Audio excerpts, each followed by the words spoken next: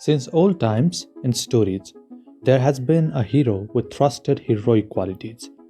And then there have been other people to light the path of the hero and make the story more touching. The Shawshank Redemption is no different. Andy being the hero of the story, and Brooks being the doomed hero, and Red somewhere in between them. Andy was a talented banker on the outside, and that helped him in the inside, in this scene. And this scene, also this scene too, and so on. And ultimately, he escaped because of this. On the other hand, Brooks was doomed from the start. He was just an old librarian who had been imprisoned since 1905, a stranger to the ways of the outside world when he was released in 1955.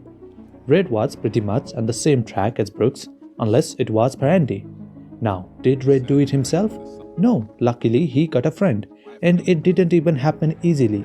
Andy tried many times to install hope in Red, but failed. And when hope wasn't installed in Red, Andy gave him a purpose. So, what if Brooks had a friend like Andy in his time? Yes, that would be awesome, and he might have been saved. But not everyone gets a friend. Most of the time, all we have is just ourselves. Andy saved himself without anyone's help.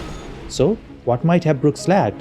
A banking degree to help the prison officers to do tax returns and gain their trust? A prison cell at the end of the lane that luckily connects to the waste pipeline, rather than another cell with another prisoner. I think even if fate hadn't allowed Andy to escape, and if he had to spend all the years he was sentenced, that is 40 years, he would have still thrived. That's how he was from inside. So, how can Brooks be this strong?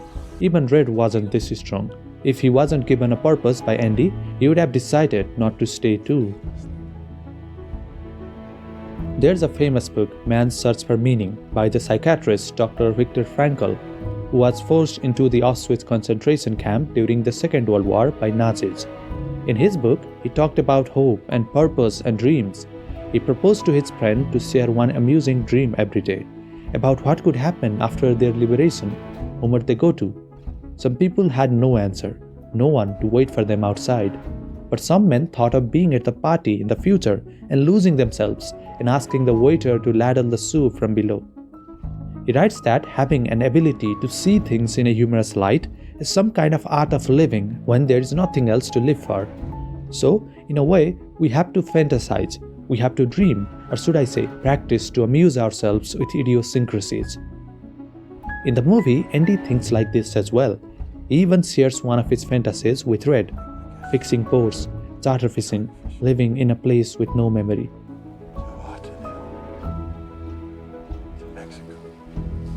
We are to believe Brooks never thought like this. He might have fantasized about life outside of the prison cell, but along the way he stopped. He probably thought it was stupid. And fate didn't grant him the hope within, and what he had was only taken with the passing of each day. Well, the truth is, he wasn't written to be saved. Like I said already, it's a story. In fact, the later scene from the movie wasn't even in the book written by Stephen King. It was Frank Darabont, the director and screenwriter, who expanded the story of this a few times mentioned character from the book. But this story has touched me.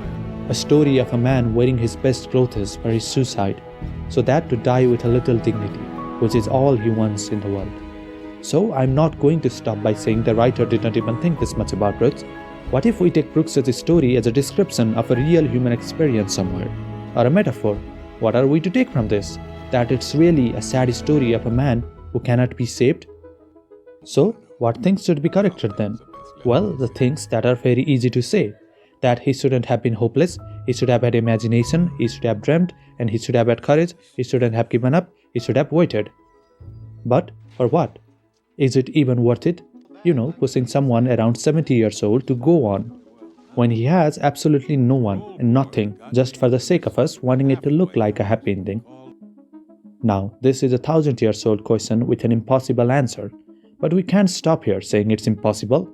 We want it to look good, look natural. That's why we asked the question in the first place. So imagine Brooks living and contacting Andy and Red, and embracing them, and being happy at the end. It already feels like we are stretching too far and unnatural, and this thought experiment requires some complications. So yeah, not applicable. Now, imagine Brooks meeting some old and rich woman, or someone else, not in a romantic way, some caregiver. So he got a family in some way, a happy scenario, but unlikely to happen. We need to imagine Brooks only, and he becoming happy by himself. So, imagine him not giving up and being a painter or a writer afterwards, poor one of course, and searching for the meaning of life in nature and also being depressed most of the time. But there are people like that in our history, again, similar fate, whether fast or late, one way or another. There is only our profit in this, turning everyone into an artist. We will get something out of their sadness, some art, some stories, so that it will help us live. Then what should we do? Should we just leave him, accept it's a story of a doomed man, that it's just a fiction, and we should stop overreacting? Yes, we let him go. We cannot save him. The narrative won't work then. It's just a work of fiction. It isn't fair, but this is how it is. But you know what would have been the best? Taking a time machine and jumping to the right point of his life and planting a tree of hope in his mind. Or watering the bud that was already there, but withering. Yes, that would have been the best, very best. For another Brooks, maybe. Maybe for ourselves. Thank you for watching. Please like and subscribe.